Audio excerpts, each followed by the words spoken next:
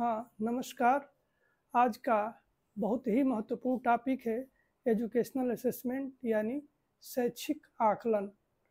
यह बिल्कुल एक नया कॉन्सेप्ट है और बीए फिफ्थ सेमेस्टर के कोर्स का फर्स्ट कोर्स का ये पहली यूनिट भी है और तमाम प्रतियोगी परीक्षाओं में जो शिक्षण से संबंधित शिक्षक बनने से संबंधित परीक्षाएं हैं, जैसे नेट, इसके बाद सीटेट, टेट, पीजीटी, टीजीटी और इन सारी परीक्षाओं में इससे संबंधित प्रश्न पूछे जाते हैं। इसलिए इसे आप ध्यानपूर्वक यदि सुनेंगे तो इससे आपको बेनिफिट मिलेगा।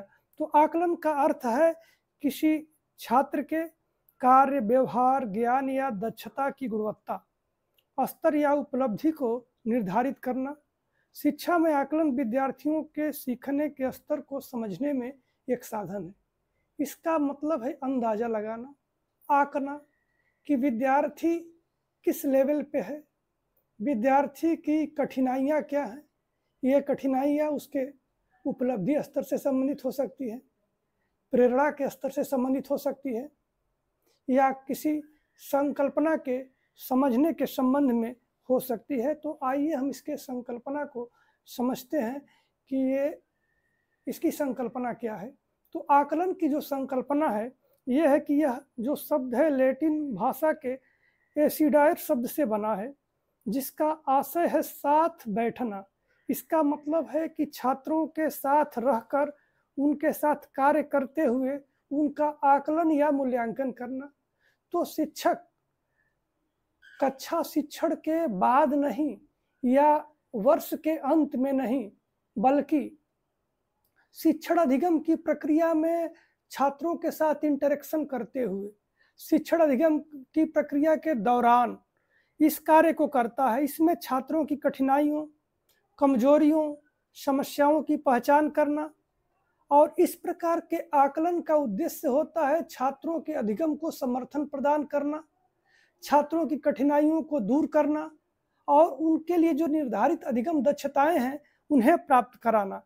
तो एक प्रकार से अगर शिक्षक आकलन जब करता है, असेसमेंट करता है, तो उसका उद्देश्य रहता है कि जहाँ पर छात्र की कठिनाई हो उस कठिनाई को हम दूर करें। इसको हम इसका फोल्डिंग भी कहते हैं, जो कॉन्सेप्ट बायगोटस्की ने दिया था जेडपीडी, और इसका फोल्डिंग का कंसेप्ट। तो इसका फोल्डिंग का मतलब जहाँ आवश्यकता हो वहाँ उसे थोड़ा सा मंचन प्रदान कर देना, सपोर्ट कर देना, ताकि वो आगे बढ़ जाए और आगे सीखने की प्रक्रिया वो स्वयं से निर्धारित करे। फ्रीमैन तथा लेविस के अनुसार आकलन के 5 प्रमुख कार्य हैं। पहला कार्य है चयन करना। चयन करना का से कि किस चीज का आप आकलन करना चाहते हैं, किस विधि का प्रयोग करेंगे आकलन के लिए। इसके बाद प्रमाणित करना कि हाँ कोई मौजूदा ये कमजोरी है। इसके बाद उसका वर्णन करना, अधिगम में सहायता करना और अपनी शिक्षण प्रक्रिया में सुधार करना, ताकि वह छात्र अनुकूलित हो, स्टूडेंट फ्रेंडली हो जाए, स्टूडेंट टेलर्ड हो जाए। इसका मतलब कि छात्र जिस ढंग से पढ़ सकते हैं हमें उस ढंग से उनको पढ़ाना है। इसीलिए जो असेसमेंट का कॉन्सेप्ट था कि असेसमेंट फॉर लर्निंग, उसको हटा करके असेसमेंट एज लर्निंग का कॉन्सेप्ट लाया गया है। शैक्षिक आकलन वह प्रक्रिया है जिसके माध्यम से शिक्षक यह समझते हैं कि विद्यार्थियों ने क्या और कितना सीखा है, उसकी समझ, दक्षता और व्यवहार में क्या परिवर्तन आया है, कौन से सुधारात्मक कदम उठाए जाने चाहिए। यह केवल परीक्षा या अंकों तक सीमित नहीं है, बल्कि यह एक सतत और व्यापक परिमार्जन की प्रक्रिया है। शिक्षक अपने अनुभव से शिक्षण अधिगम के दौरान छात्र की कमजोरियों को चिन्हित करता है कि प्रेरणा की कमी है या उसके लिए किस चीज़ की कमी है, या कठिनाई स्तर पर कोई चीज़ हम बता रहे हैं उसके पूर्व जो ज्ञान है उससे उसका तालमेल तो नहीं है, या जिस लैंग्वेज का प्रयोग हम पढ़ाने के लिए कर रहे हैं कहीं स्टूडेंट के लैंग्वेज से डिफरेंस तो नहीं है। तो इस तरह की चीज़ों को आकलन कर लेने के बाद शिक्षक उनका अधिगम की प्रक्रिया में उनको इन्वॉल्व करता है और इस प्रकार से वो अच्छे तरीके से सीखते हैं। आकलन की कुछ परिभाषाएं दी गई हैं, देखा जाए परिभाषाएं क्या कहती हैं। तो ब्लूम जो एक बड़े ही कॉग्निटिव डेवलपमेंट पे इनका बहुत काम रहा है, तो इन्होंने कहा आकलन वह प्रक्रिया है जिसके माध्यम से शिक्षार्थियों के अधिगम के बारे में व्यवस्थित रूप से जानकारी एकत्र की जाती है और उस पर निर्णय लिया जाता है। यानी इस आकलन की जो प्रक्रिया है, विद्यार्थी से रिलेटेड सारी जानकारियां हम कलेक्ट करते हैं, उसके अधिगम से संबंधित जानकारियां कलेक्ट करते हैं। अब इसमें उसका परिवेश, पृष्ठभूमि, भाषा, प्रेरणा का स्तर, आयु, कक्षा स्तर, पूर्व ज्ञान, उपलब्धि स्तर, ये सब चीज की जानकारी हम कर लेते हैं और तब हम डिसीजन लेते हैं कि इस छात्र को कैसे पढ़ाया जाएगा, ये किस ढंग से पढ़ेगा। वो उस तरह से हम थोड़ी अपनी शिक्षण जो प्रविधि, मेथोडोलॉजी जो इस्तेमाल कर रहे हैं, जो टेक्निक इस्तेमाल कर रहे हैं, उसमें थोड़ा सुधार करते हैं छात्र के लिए अनुकूलतम बनाने के उद्देश्य से। इसके बाद ग्राउंडलैंड का एक परिभाषा है, आकलन अधिगम उद्देश्यों की पूर्ति की सीमा को मापने की प्रक्रिया है। अधिगम उद्देश्य मतलब जो भी हम शिक्षण अधिगम का कार्य करते हैं, अधिगम उद्देश्यों को प्राप्त करने के लिए ही तो करते हैं। तो इसमें हम देखते हैं कि अधिगम उद्देश्यों की पूर्ति कहाँ तक हुई है, जो लर्निंग आउटकम्स हैं हम कहाँ तक वो हासिल किए हैं, या जो हमने मिनिमम लेवल ऑफ लर्निंग जो बनाया हुआ है उसमें हमारी पहुंच कहाँ तक गई है। तो इसका मतलब हम अधिगम उद्देश्यों को प्राप्त करने के लिए यहाँ पर कार्य करते हैं।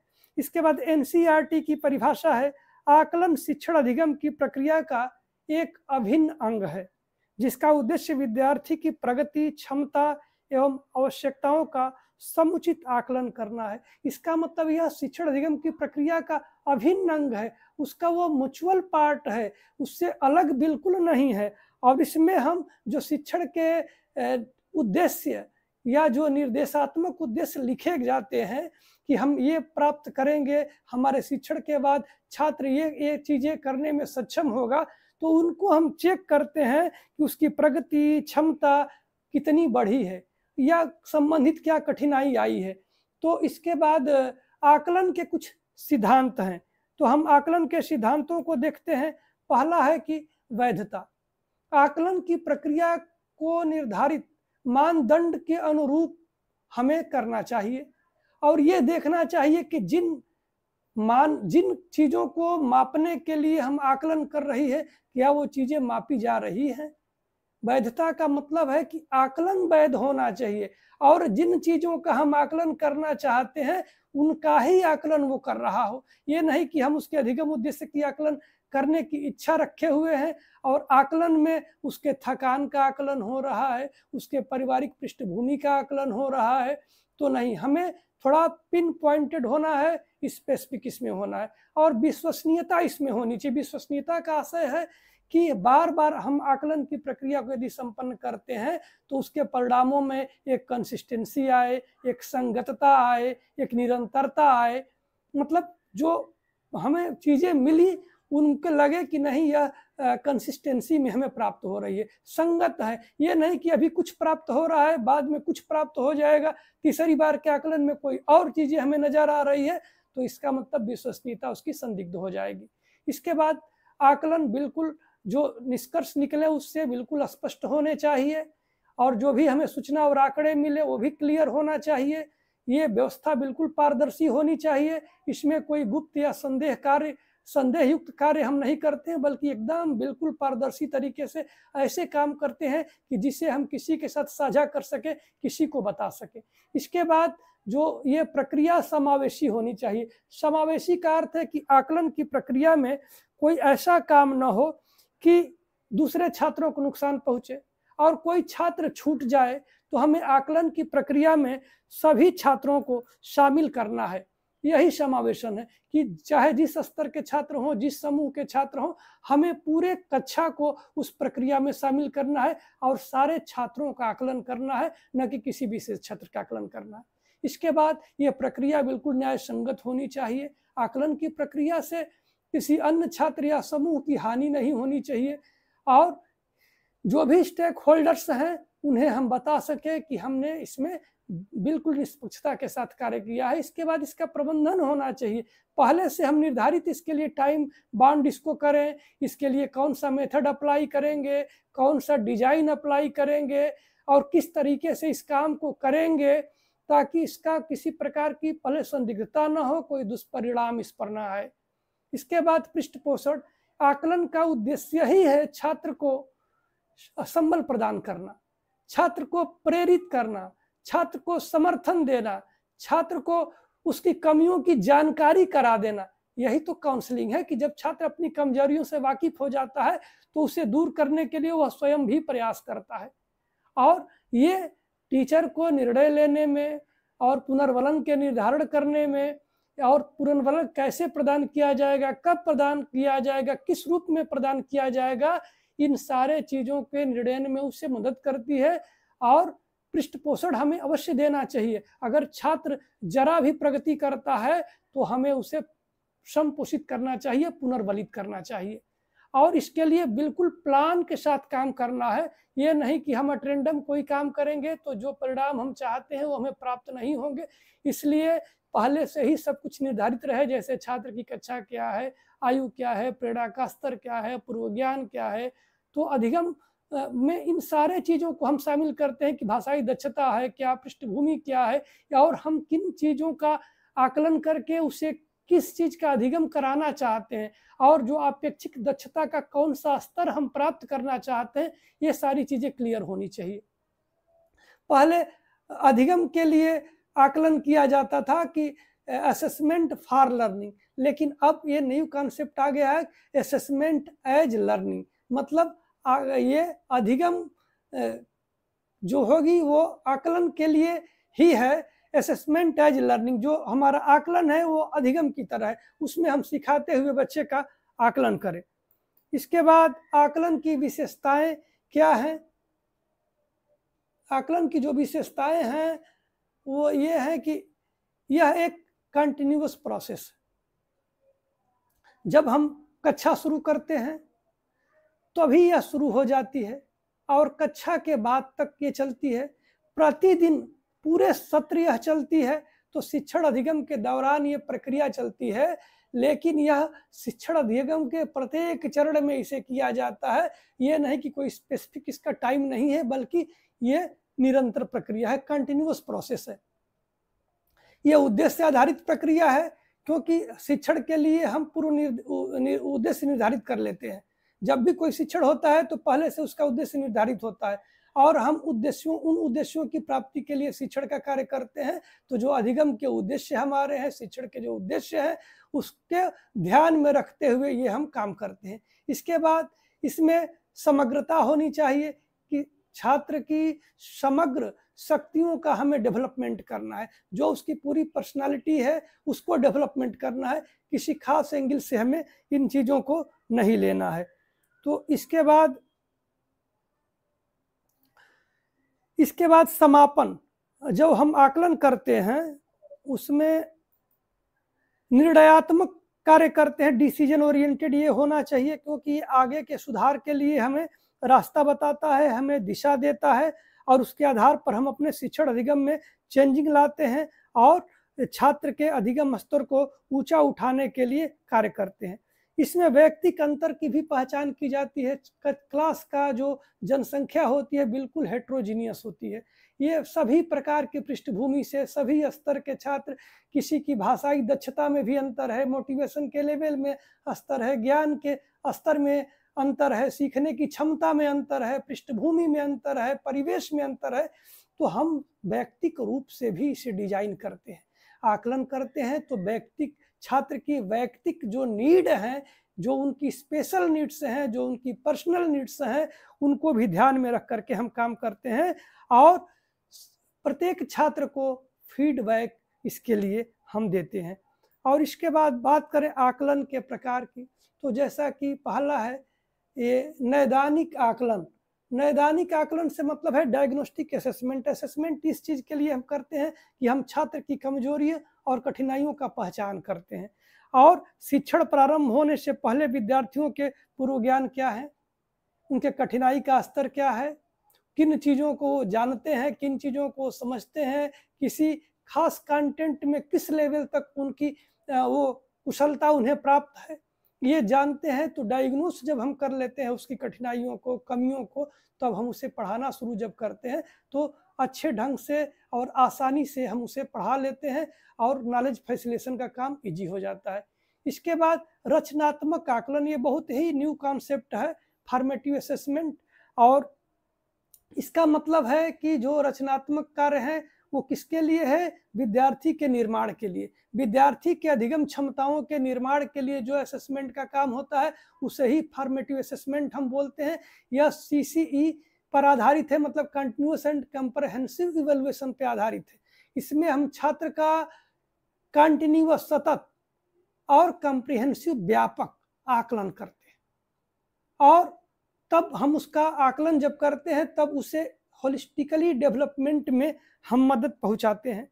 और एक असेसमेंट होता है, ये कक्षा शिक्षण के दौरान किया जाता है। पूरे जब हम सवाल कक्षा में टीचिंग कर रहे होते हैं तो बहुत से सवाल हम पूछते जाते हैं, उन सवालों के बच्चे उत्तर देते जाते हैं, उसके माध्यम से हम उसका आकलन करते रहते हैं और कक्षा को आगे बढ़ाते जाते हैं, शिक्षण की प्रक्रिया और अध्ययन की प्रक्रिया को आगे बढ़ाते जाते हैं। इसके बाद एक आकलन होता है समेटिव असेसमेंट। जब पूरे सत्र खत्म हो जाता है तब जैसे बोर्ड के एग्जाम होते हैं, इन एग्जाम के माध्यम से हम असेसमेंट करते हैं कि छात्र ने किस स्तर की उपलब्धि हासिल की है, ताकि उसको प्रमाणित किया जा सके। इसके बाद सेल्फ असेसमेंट है, सबसे बेस्ट असेसमेंट है। व्यक्ति खुद अपना आकलन करता है कि हमारी कमजोरियां क्या हैं, अच्छाइयां क्या हैं, बुराइयां क्या हैं, हमारी शक्ति क्या है, हमारे चैलेंजेज क्या है, हमारी चुनौतियां क्या हैं, तो उसके हिसाब से वो आगे बढ़ता है। लेकिन छोटे बच्चे ऐसा करने में अक्षम होते हैं, इसलिए सेल्फ असेसमेंट बड़े क्लासेज के लिए है। छोटे बच्चों के लिए हम पीयर असेसमेंट का इस्तेमाल करते हैं और टीचर असेसमेंट या इंटरनल असेसमेंट का इस्तेमाल करते हैं। और पीयर असेसमेंट में ये बच्चे एक दूसरे के कमियों, एक दूसरे की क्षमताओं, एक दूसरे के चीज़ों का खुद एक दूसरे को आकलित करते हैं और एक दूसरे को सपोर्ट भी प्रदान करते हैं। तो पीयर ट्यूटरिंग और पीयर असेसमेंट ये बहुत ही महत्वपूर्ण कॉन्सेप्ट है, क्योंकि सोशल लर्निंग में हम ज़्यादा सीखते हैं, अच्छे से सीखते हैं। तो हमारा जो क्लासरूम है वो एक सोसाइटी का ही स्वरूप है, तो वहाँ पर हम पीयर असेसमेंट भी करते हैं। इसके बाद ऑनलाइन, जैसे कि इग्नू है, UPI2 उच्च स्तर पर जो शिक्षण के कार्य होते हैं, इसमें विद्यार्थी और शिक्षक ये दोनों बहुत दूर दूर होते हैं। इनमें पर्सनल कांटेक्ट के कुछ बहुत सूक्ष्म संभावनाएं होती है, उसके लिए प्रावधान है लेकिन कम होता है। और most of the time teacher और स्टूडेंट एक दूसरे से पार्ट रहते हैं। तो ऐसे में वेब बेस्ड और ऑनलाइन आकलन का प्रोविजन अपनाया जा रहा है, और इसमें ICT के तकनीकों का प्रयोग किया जाता है, जिसके सहयोग से हम इन आकलन के कार्य को अंजाम देते हैं। इसके बाद हम आकलन का उपयोग क्या है? आकलन का उपयोग है शिक्षण की गुणवत्ता बढ़ाने में सहायता। जैसा कि मैं बताया कि आप शिक्षण में चेंज लाते हैं ताकि अधिगम, हमारा टारगेट शिक्षण करना नहीं है, हमारा टारगेट है विद्यार्थियों में अधिगम को हासिल करना। तो अधिगम को हासिल करने के उद्देश्य से देखते हम हैं कि बच्चे अधिगमित नहीं हो पा रहे हैं, अधिगम नहीं कर पा रहे हैं ठीक से, तो हम अपनी शिक्षण की गुणवत्ता में बदलाव लाते हैं, उसको बढ़ाते हैं। इसके बाद शिक्षण अधिगम को सुगम बनाने के लिए आकलन का प्रयोग किया जाता है। इसके बाद विद्यार्थियों की प्रगति को समझने और सुधारने के लिए इसका प्रयोग किया जाता है। फिर अधिगम में कठिनाइयों की पहचान की जाती है। अगली कक्षा या पाठ के लिए योजना बनाने में इसका प्रयोग होता है। शिक्षकों की शिक्षण रणनीतियों का आकलन करने में भी इसका प्रयोग होता है। और हम इसकी सूचना उनके गार्जियंस को देते हैं, क्योंकि वो भी एक बड़े स्टेक होल्डर्स हैं शिक्षण अधिगम की प्रक्रिया के, उनको बताना आवश्यक है। तो इसके लिए भी हम आकलन का प्रयोग करते हैं। विद्यार्थियों को प्रेरित और आत्मचिंतन के लिए उन्हें इंटरनल सपोर्ट, उनको मोटिवेशन देने के लिए भी इसका हम प्रयोग करते हैं। अनुसंधान कार्यों के लिए आंकड़े जुटाना और उस उद्देश्य से भी हम आकलन का प्रयोग करते हैं। इसके बाद व्यक्तिगत विभिन्नताओं में छात्रों की अलग अलग आवश्यकताओं के निर्धारण के लिए, उनको जानने के लिए और उसके अनुरूप उनके लर्निंग आउटकम्स को निर्धारित करने के लिए भी हम इसका आकलन करते हैं। इसके बाद शिक्षण अधिगम की गुणवत्ता के निर्धारण के लिए भी इसका प्रयोग होता है। छात्रों की उपलब्धि के निर्धारण के लिए भी इसका प्रयोग होता है, और छात्रों के अधिगम, अभिक्षमता, पूर्व ज्ञान, रुचियों के पूर्वानुमान के लिए भी हम इसका प्रयोग करते हैं कि एक अनुमान हमें लगे कि हमारा छात्र कैसा है और हम इसे कैसे पढ़ाएंगे। और उपलब्धियों का जब हम समेटिव असेसमेंट करते हैं तो छात्र को सर्टिफाइड करते हैं कि छात्र प्रथम श्रेणी का है, द्वितीय श्रेणी का है, तृतीय श्रेणी का है, ए ग्रेड का है, बी ग्रेड का है, सी ग्रेड का है, डी ग्रेड का। इस तरह की चीज़ों को हम निर्धारित करने के लिए भी आकलन का हम प्रयोग करते हैं।